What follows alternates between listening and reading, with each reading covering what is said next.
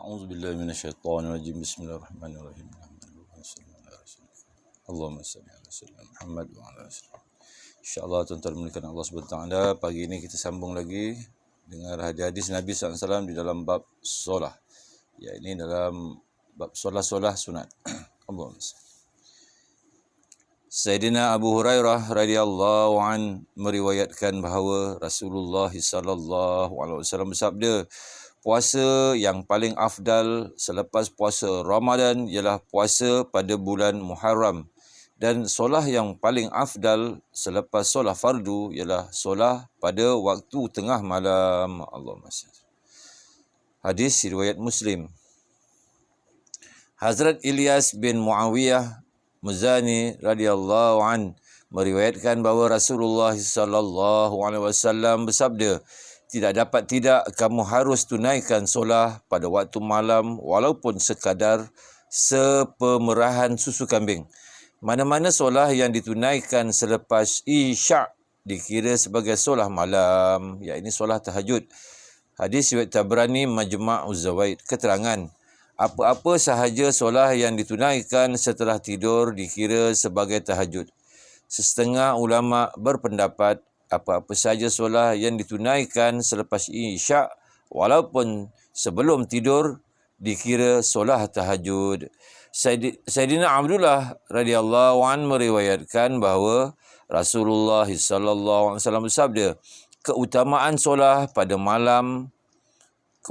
solah malam ke atas siang ialah seumpama keutamaan sedekah secara sembunyi ke atas sedekah secara terang-terangan. Allahumma salli. Hadis riwayat Tabrani Majma' Az-Zawaid. Sayyidina Abu Umamah Bahili radhiyallahu an meriwayatkan bahawa Rasulullah sallallahu alaihi wasallam bersabda, hendaklah kamu mengambil berat untuk beribadat pada waktu malam, iaitu tahajud. Sesungguhnya tahajud merupakan amalan orang-orang soleh sebelum kamu. Melaluinya kamu dapat menghampirkan dirimu kepada Tuhanmu. Amin. Mendapat keampunan terhadap dosa-dosa dan juga mengelakkan daripada melakukan dosa. Amin. Allahumma salli. Hadis riwayat Mustadrak Hakim.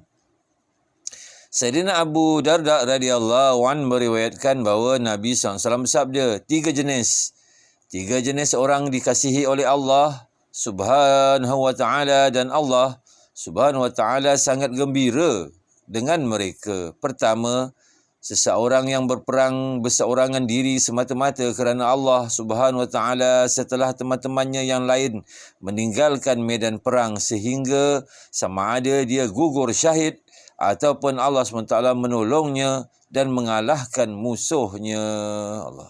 Allah SWT akan berfirman, yakni kepada para malaikat, lihatlah hamba-Ku ini bagaimana dia menyabarkan diri untukku. Kedua, seseorang lelaki yang ada di sebelahnya isteri yang cantik di atas tilam yang lembut lagi elok, masih lagi diam, yakni meninggalkan semua itu dan sibuk bertahajud. Allahu Akbar. Maka Allah SWT berkata, yakni kepada para malaikat, lihatlah hamba-Ku, dia meninggalkan keinginan nafsunya dan sibuk mengingati aku. Sekiranya dia ingin, dia boleh tidur. Allah. Ketiga, seseorang yang berada dalam safar bersama satu kafilah dan mereka berjaga sehingga jauh malam, lalu mereka pun tidur, sedangkan dia bangun bertahajud sama ada dalam keadaan nafsunya suka ataupun tidak. Allahu Akbar. Allahumma salli. Hadis riwayat Tabrani Targhib. Sayyidina Abu Malik Asy'ari radhiyallahu anhu meriwayatkan bahawa Nabi SAW bersabda, sesungguhnya dalam syurga terdapat kamar-kamar yang nampak bahagian dalamnya dari luar dan nampak bahagian luarnya dari dalam. Allah SWT menyediakan kamar-kamar itu untuk yang suka memberi makan kepada orang lain, menyebarkan salam dan bangun mengerjakan solah, yakni solah tahajud, sedangkan orang lain sedang tidur. Allahumma salli. Hadis riwayat Ibn Hibban. Sayyidina Sahal bin Sa'ad radhiyallahu an berkata, Jibril alaihissalam telah datang berjumpa Nabi SAW lalu berkata, wahai Muhammad, hiduplah seberapa lama yang kamu suka, kemudian sungguhnya kamu akan mati juga. Buatlah apa-apa amalan yang kamu suka, kemudian sungguhnya kamu akan dibalasi ke atas amalan kamu itu. Cintailah sesiapa yang kamu khendaki. Kemudian sesungguhnya pasti kamu akan berpisah daripadanya. Allah.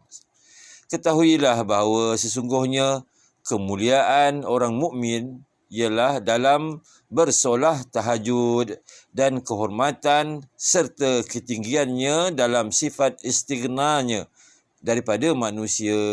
Allah. Amin. Hadis riwayat Tabrani, Targhib. Istighnanya iaitu sifat kaya hati, tidak berharap dan tidak meminta kepada makhluk. Amin. Sayyidina Abdullah bin Amr bin As radhiyallahu an berkata bahawa Rasulullah SAW bersabda kepadaku, wahai Abdullah, jangan kamu jadi sebagaimana si Polan. Dulu dia selalu bangun tahajud, kemudian dia meninggalkannya. Allah Akbar. Hadis riwayat Bukhari. Keterangan, maksud hadis di atas ialah meninggalkan sesuatu amalan agama yang telah menjadi kebiasaannya tanpa sesuatu uzur ialah suatu perkara yang tidak baik. Mazihur ul haq.